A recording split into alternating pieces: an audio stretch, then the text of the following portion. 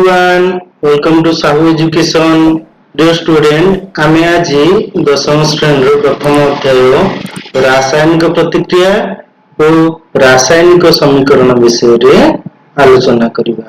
ଆମେମାନେ ପ୍ରତ୍ୟେକ ଦିନ ବିଭିନ୍ନ ଘଟଣାବଳୀ ଆମ ଚତୁଃପାର୍ଶ୍ୱରେ ଦେଖୁଛେ, ଯେଉଁଠି କିଛି ନୂତନ ପଦାର୍ଥ ପ୍ରସ୍ତୁତି ହେଉଛି। ଯେମିତିକି ଆମେ ଦେଖୁଛେ ଯେ ଖରା ଦିନେ କ୍ଷୀରକୁ ଯଦି ସାଧାରଣ ତାପମାତ୍ରାରେ ରଖି ଦଉଛେ, ତାହା କଣ ହଉଛି ନା ଦହିରେ ପରିବର୍ତ୍ତନ ହେଉଛି।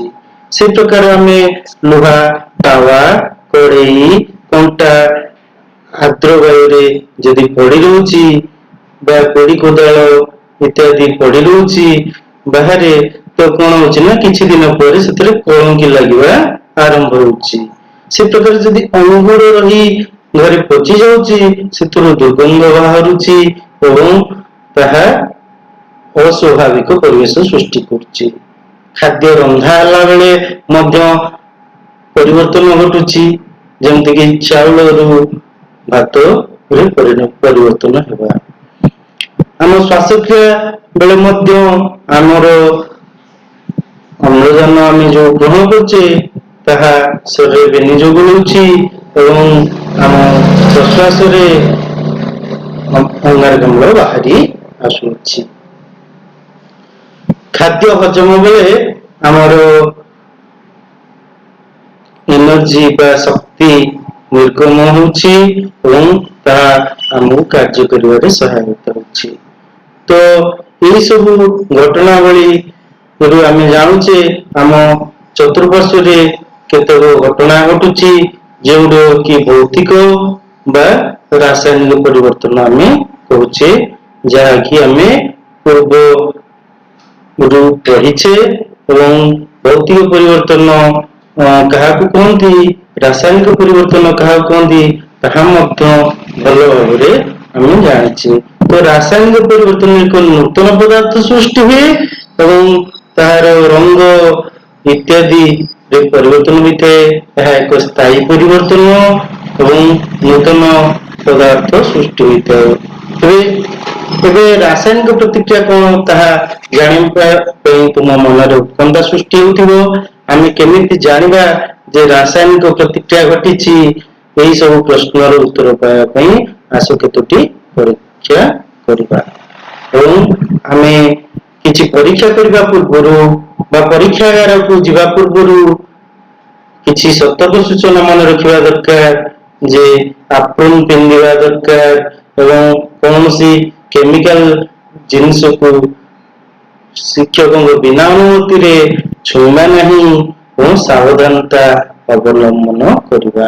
ଆଖିରେ ଯଥାସମ୍ଭବ ଚଷମା ପିନ୍ଧିବା, ତେବେ ଯାଇ କେମିକାଲ କାମ କରିପାରିବା। ଆସ ଆମେ ତୁମ ପାଇଁ କାମ 1.1 ଦେଖିବା। ଏଠାରେ ଦେଇଛି 2 ସେମି ଲମ୍ବ ଏକ ମ୍ୟାଗ୍ନେସିୟମ ପତଳା ପାତକୁ ବାଲି କାଗଜ ସାହାଯ୍ୟରେ ସଫା କରିବା।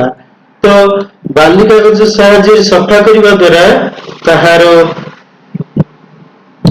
ସେଥିରେ ଲାଗିଥିବା ମଳି ଇତ୍ୟାଦି ବାହାରି ଯାଇଥାଏ ଏବଂ ତାହା ଚିକ୍କଣ ଦେଖାଯାଏ। ଏବଂ ଏହାର ଏକ ପାର୍ଶ୍ୱକୁ ଚିମୁଟାରେ ଧରି ଅନ୍ୟ ପାର୍ଶ୍ୱକୁ ବର୍ଣ୍ଣର କିମ୍ବା ସ୍ପିରିଟ ଲ୍ୟାମ୍ପରେ ଜଳାଇ ଦିଅ ଏବଂ କିଛି ପାଉଁଶ ବାହାରିବ, ଯାହାକୁ ଚିତ୍ରରେ ଦିଆଯାଇଥିବା ଭଳି ଏକ ୱାଚ୍ ଗ୍ଲାସରେ ସଂଗ୍ରହ କରିବା।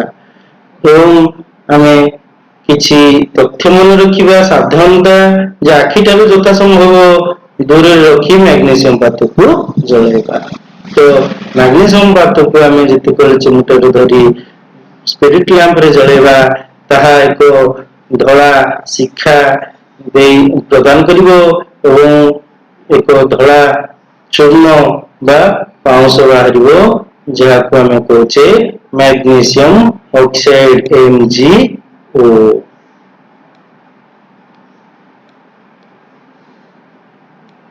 ତେଣୁ ଆମେ ଏଠାରେ ଜାଣିଲେ ମ୍ୟାଗ୍ନେସିୟମ ଯେତିକରେ ଅମ୍ଳଜାନ ସଂସ୍ପର୍ଶରେ ଆସୁଛି, ତାହା ମ୍ୟାଗ୍ନେସିୟମ ଅକ୍ସାଇଡରେ ପରିଣତ ହେଉଛି MgO ରେ।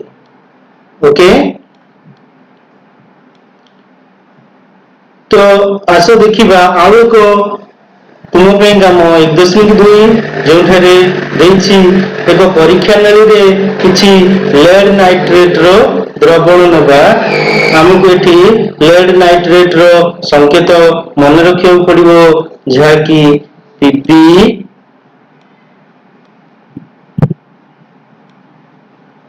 NO3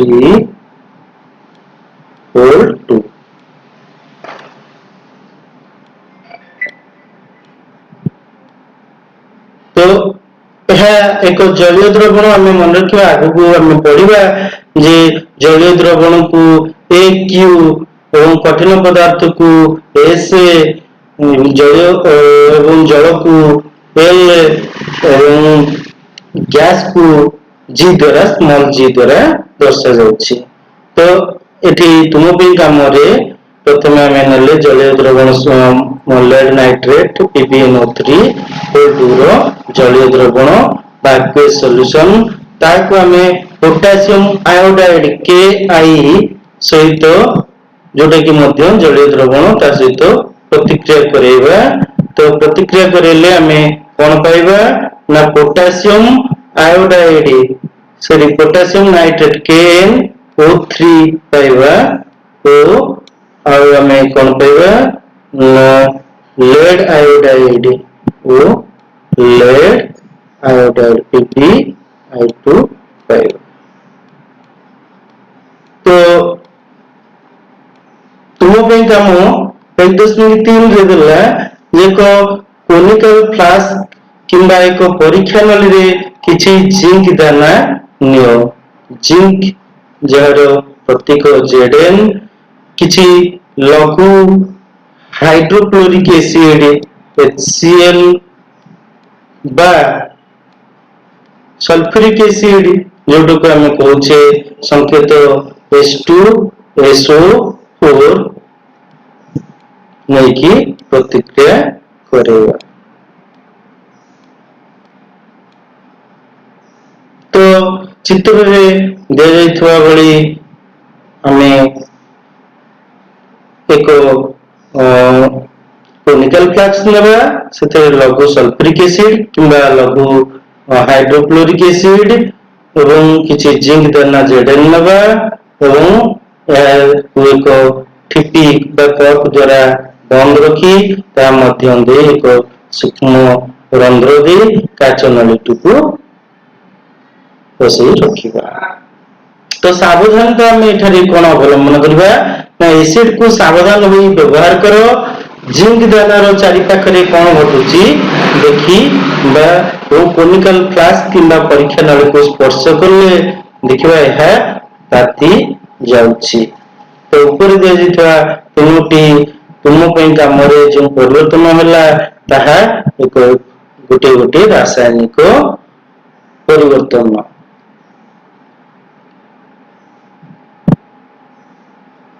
तो ये रासायनिक परिवर्तन कौन होची ना तार अवस्थार परिवर्तन होची, रंगर परिवर्तन होची, गैस रो निर्गमन होची, तापमात्रा मध्य परिवर्तन होची। चतुर्पार्श्व घटुवा विभिन्न परिवर्तन को लक्ष्य कले आम जापर जे विभिन्न प्रकार रासायनिक प्रतिक्रिया घटुची। यही अध्याय से गुड़िकर प्रतीकात्मक उपस्थापना करी से संबंध में आम आलोचना करिबा। आसो आम देखिबा वर्तमान रासायनिक समीकरण कहा कहा जाए एवं तार विषय रे किछि तथ्य जान। तुम कम 1.1 को एवं भाव में वर्णना करा जाय परिबो। एक मैग्नीशियम पात को ऑक्सीजन उपस्थित रे जाइले ताहा मैग्नीशियम ऑक्साइड रे परिणत हुए। वाक्य रूप में रासायनिक प्रतिक्रिया रे वर्णना अति लंबा होछि। नियति भाव में आम वाक्य रे जदि कोनोसी रासायनिक प्रतिक्रिया को लिखिबा ताहा निश्चित बड़ होबो। तेणु ताकू सहज भाव में आम लिखा आम तार धातु गुड़िकर प्रतीक मौलिक मान प्रतीक एवं जैविक मान संकेत इत्यादि को आम मन रखा दरकार। मौलिक मान प्रतीक और संकेत को नहीं आम ତାହାକୁ ସମୀକରଣ ମାଧ୍ୟମରେ ଲେଖିବା ଦ୍ୱାରା ତାହା ମନେ ରଖିବା ସହଜ ହେବ। ଯେମିତି କି ମ୍ୟାଗ୍ନେସିୟମ Mg ଯୁକ୍ତ ଅକ୍ସିଜେନ O2 তীর চিহ্ন বা gives magnesium oxide MgO। Okay, magnesium oxide MgO। तो आमे एठी मन रखिबा तो मैग्नीशियम युक्त ऑक्सीजन जोटा कि वाम पार्श्व रे अछि ताकू प्रतिकारक कहिबा एवं मैग्नीशियम ऑक्साइड जोटा कि डाहाण पार्श्व रे अछि तीर चिन्ह रो ताकू उत्पाद कहिबा। एवं मन रखिबा प्रतिकारक आ उत्पाद मध्य रे सब तीर चिन्ह दिया जाए एवं आमे जति कोले पढिबा जे समीकरण को किपरि समतुल्य करा जाए से असमतुल्य समीकरण को समतुल्य करबा परे तीर चिन्ह बदल रे समान चिन्ह दिया जाए। तो ये मैग्नीशियम युक्त ऑक्सीजन ये ला प्रतिकारक जति कोले एक बा एकाधिक प्रतिकारक थाए सेमान मध्य रे युक्त चिन्ह दिया जाए। सेही प्रकार मन रखिବାକୁ पड़िବ उत्पादक पार्श्व रे मध्य जदि एक बा एकाधिक उत्पाद थाए ता मध्य युक्त चिन्ह दिया जाए।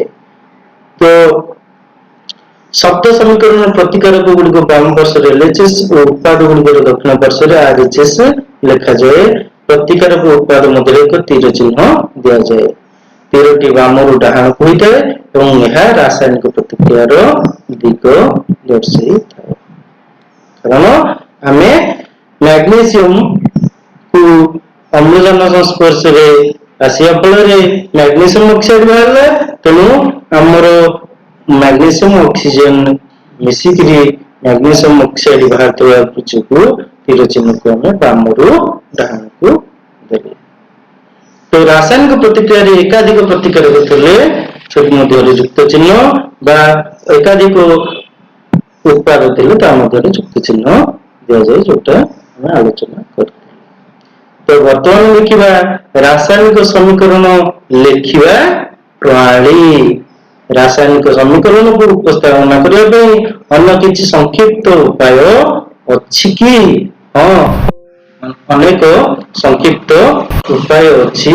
आमे जदि शब्द बदल रे प्रतिकारक आ उत्पाद गुडी रासायनिक संकेत व्यवहार करी समीकरण को लिखिबा तबे समीकरण टी अधिक संक्षिप्त तथ्यपूर्ण और व्यवहार योग्य होई पारिबो।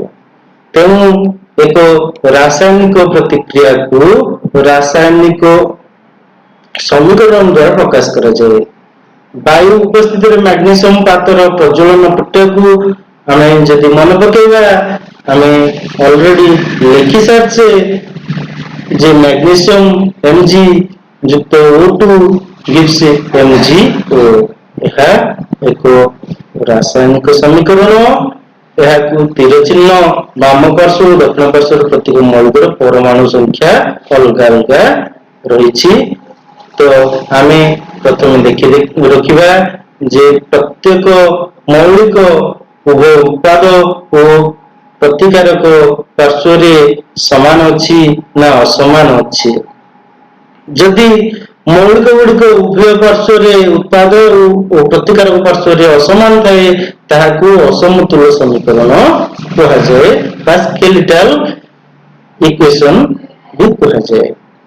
तो एठी ई एग्जांपल रे देखिबा मैग्नीशियम प्रतिकारक पार्श्व रे गोटे अछि उत्पाद पार्श्व रे मध्य गोटे अछि किंतु अम्लजान दुईटी थिबा बेले वाम पार्श्व रे प्रतिकारक पार्श्व रे उत्पाद पार्श्व रे गोटे रहिछि।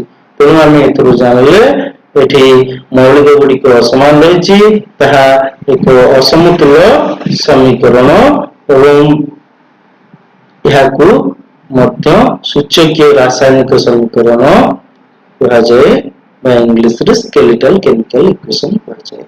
तो वायु मैग्नीशियम प्रज्वलन पई समीकरण 1.2 एक सूचकीय रासायनिक समीकरण। तो आज क्लास को इठरे विराम देउछि। आगामी फ्लैश बा वीडियो विषय जानवा हेले तुम मानू लाइक शेयर सब्सक्राइब करने पड़ो और बेल आइकन को प्रेस करी ऑल नोटिफिकेशन पाई।